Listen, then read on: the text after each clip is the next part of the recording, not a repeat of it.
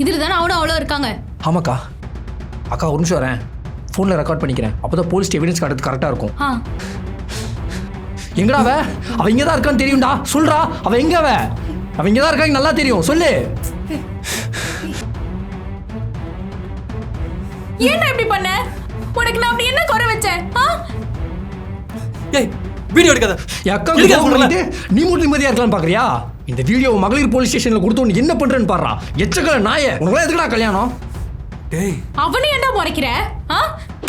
போடுக்கா, இன்னொன்னு வைக்கா.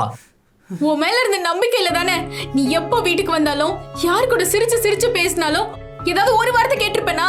பா தம்பி தங்கச்சி எல்லாரையும் தூக்கி போட்டு உன் பின்னாடி நாய் மாதிரி ஓடி வந்தேன். இதெல்லாம் எதுக்காக? உனக்காக மட்டும்தான். ஏன்னா எனக்கு உன் மேல அவ்வளவு லவ் இருந்துச்சுடா. ஐயோ என் வாழ்க்கை எப்படி நாசமா போச்சு. இந்த மாதிரி நேரத்துலயா நான் கர்ப்பமா இருக்கணும்?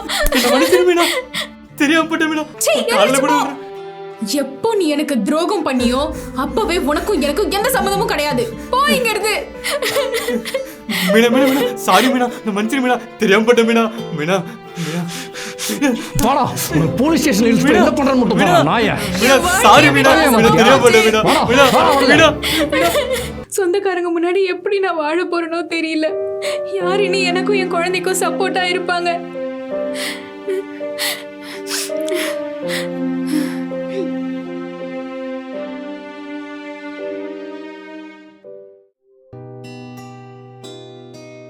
அக்கா நீ எதை பற்றி யோசிக்காதக்கா. உன் தம்பி நான் இருக்கேன். என் ஆஃபீஸ்லேயே பார்த்து ஒரு நல்ல வேலையை நானே உனக்கு வாங்கி தரேன். யாரும் வேணான்னு உங்கள் எல்லாரையும் தூக்கி போட்டு போனனால தானே எனக்கு இந்த நிலைமை. இதுவே நான் அப்பா சொல்லியிருந்த பையனை கல்யாணம் பண்ணியிருந்தா எனக்கு இந்த நிலைமை வந்திருக்குமா? நடந்து முடிஞ்ச விஷயத்தை பேசி ஒரு பிரயோஜனமும் இல்லைக்கா. ஊரில் இருக்க எல்லாரும் என்னை பார்த்து சிரிப்பாங்கல்ல, என்னை பற்றி என்னென்னமோ பேசுவாங்க. அக்கா நான் வயசில் சின்ன பையன்தான், உனக்கு அட்வைஸ் சொல்கிறேன்னு தப்பா எடுத்துக்காத. பக்கத்து வீட்டுக்காரன் என்ன பேசுவான், சொந்தக்காரங்க என்ன நினைப்பாங்களன்னு எதுவும் யோசிக்காதக்கா. உனக்கு என்ன பண்ணுன்னு தோணுதோ அதை பண்ணு. அதுதான் உனக்கும் நல்லது, உன் குழந்தைக்கும் நல்லது. நீ கடைசி வரைக்கும் ஒரு சிங்கிள் மதராக இருந்து உன் குழந்தைய பார்த்துக்க போறியா, இல்லை அப்பாட்ட சொல்லி இன்னொரு கல்யாணத்தை பிளான் பண்ணட்டுமா?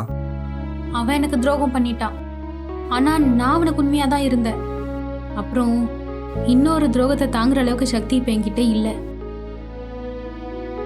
கடைசி வரைக்கும் சிங்கிள் மதராகவே இருந்து என் குழந்தைய நல்லா வளர்த்து ஆளாக்க போகிறேன். இனிமே என் வாழ்க்கை என் குழந்தைக்காக மட்டும்தான். உன் முடிவில் நீ ஸ்ட்ராங்காக இருக்கா. உனக்கு எதுனாலும் தம்பி நான் இருக்கேன்.